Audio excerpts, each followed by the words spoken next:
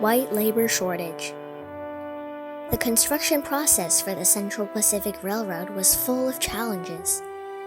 It took CP 2 years to complete only 43 miles and reached Newcastle, where the construction came to a stop, as it entered Bloomer Hill, the hardest and most complex geological place in the Sierra Nevada. The white laborers were reluctant to do such backbreaking, hazardous work, and left the site in droves. Less than 300 workers remained on the site, and they constantly led general strikes. As the demand for labor increased, the Central Pacific Railway Company had to recruit 5,000 railway workers. However, given the punishing conditions, the job had resulted in only a few hundred responses from white laborers, and there was a serious shortage of workers. Disputes over hiring Chinese workers. Charles Crocker, one of the shareholders of the Central Pacific Railroad, was in charge of the construction of the railway and the management of human resources. He had been in contact with the gold-mining Chinese workers and was impressed by their industriousness and simplicity. In February 1865, he suggested that CP should hire Chinese laborers and had a dispute with company president Leland Stanford and superintendent of construction James Harvey Strowbridge over the trial of Chinese workers. Stanford believed that the Pacific Railroad was the greatest project in American history. How can an inferior race intervene? Even most railroad officials believed the Chinese workers were unskilled and too feminine for hard labor. While Crocker pointed out, "The Chinese made the Great Wall, didn't they?" arguing that the people who built the Great Wall of China and invented gunpowder could certainly build a railroad.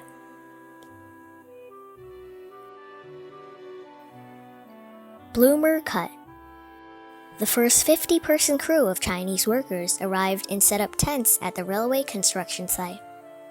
The work was grueling, performed almost entirely by hand, with simple tools such as shovels, hammers, and black powders. They blasted the hard stones and cut through the mountains with a path of 800 feet long, 63 feet deep, and 12 feet wide at the bottom. In just 7 months, they dug the carriage lane from Dutch Flat to Donner Lake, opened up the logistics channel of the Central Pacific Railway, and achieved the first milestone of the project.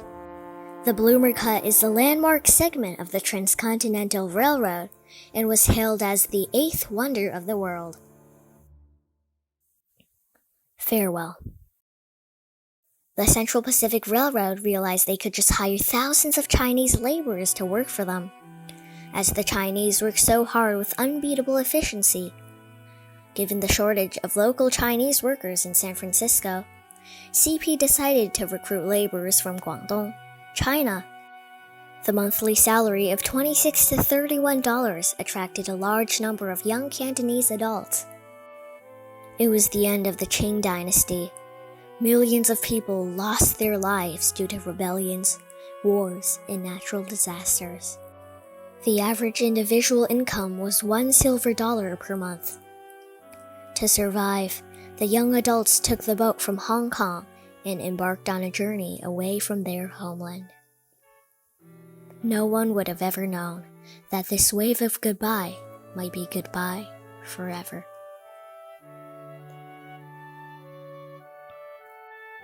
Thousands of Chinese recruited to be railroad workers. In the summer of 1865, the first group of 2,000 Chinese workers arrived in San Francisco. The recruiting company made advance payments for the ferry tickets, $40 per person by steamboat, or $25 to $35 by sailboat. The money needed to be repaid in installments and deducted from the workers' wages with 5% monthly interest. The sea voyage from Hong Kong to San Francisco took 35 to 40 days, and many Chinese, unfortunately, were attacked or looted as soon as they went ashore.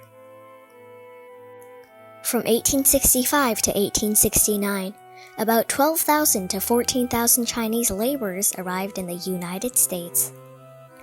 Most of them were from the cities in Guangdong province, including Siyi, Taishan, Kaiping, and Xinhui. In 1866, there were more than 10,000 Chinese on the railway construction site and less than 2,000 white laborers.